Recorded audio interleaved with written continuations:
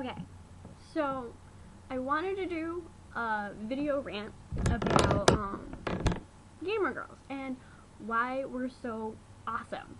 Okay, so my friend Josh showed me a video the other day about how to date a gamer girl, and that was kind of cool. And then today I went online at work, and on my homepage there was an article saying, do gamer girls have better love lives?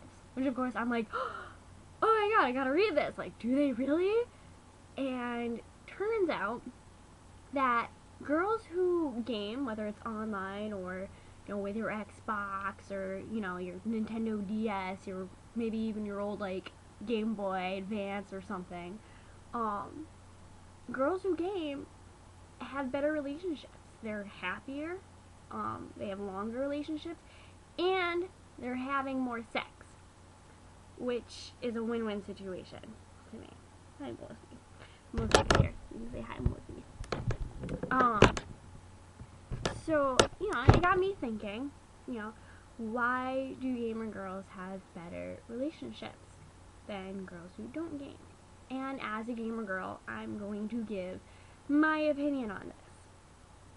So, my first point of interest here with, a gamer girl as opposed to a non-gamer girl is the fact that gamer girls kind of understand the fact that there's a bigger picture than your little petty life drama kind of shit.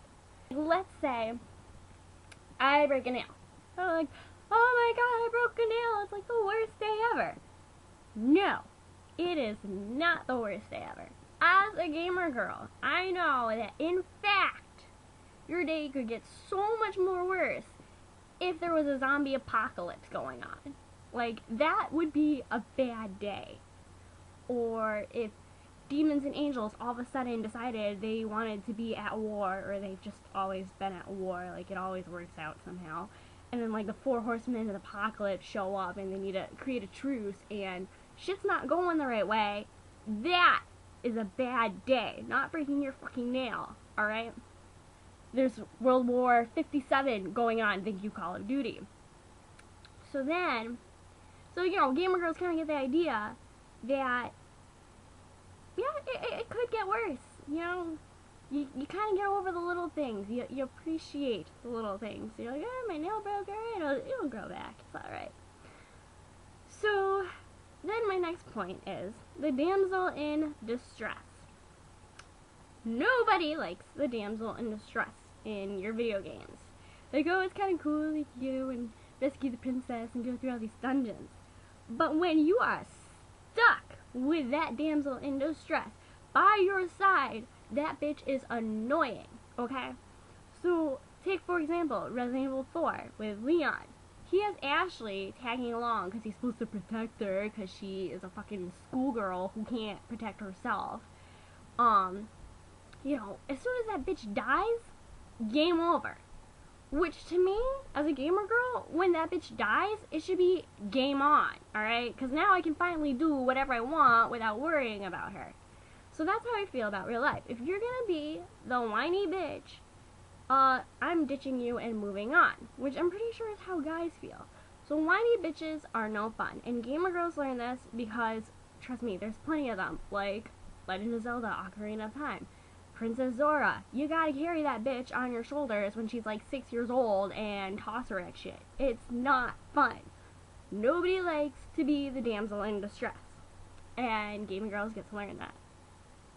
So, on to my third point. Gamer girls are a little bit more creative. Just, a little bit.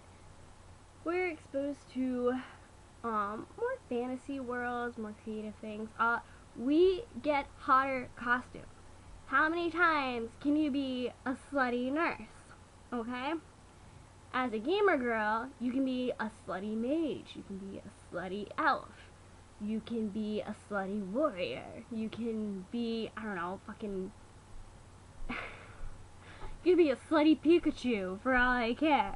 Like, we have a more creative lifestyle because we're exposed to these different fantasy worlds. And the more fantasies we're exposed to, the more fantasies we can fulfill. So that's always a good thing. When it comes to relationships, gaming kind of brings you a sense of independence from your man, which is completely necessary. You cannot be a stage 5 clinger and still expect your man to be around like 2 weeks later. Because if I was a dude and I had a stage 5 clinger, I would be gone. Like, peace out. That's all I gotta say, okay? So, being able to game kind of gives you a life beyond your man. And it may not be a real life. It may be, some fantasy world. But once again, went over the fantasy part with y'all. Fantasy freaking rocks. So, while I'm enjoying my fantasy world, my man can go off and do his boys' night. I mean, like, I'll have my girls' night occasionally. But sometimes, shit doesn't work out. You cannot always have girls' night when your man is having boys' night.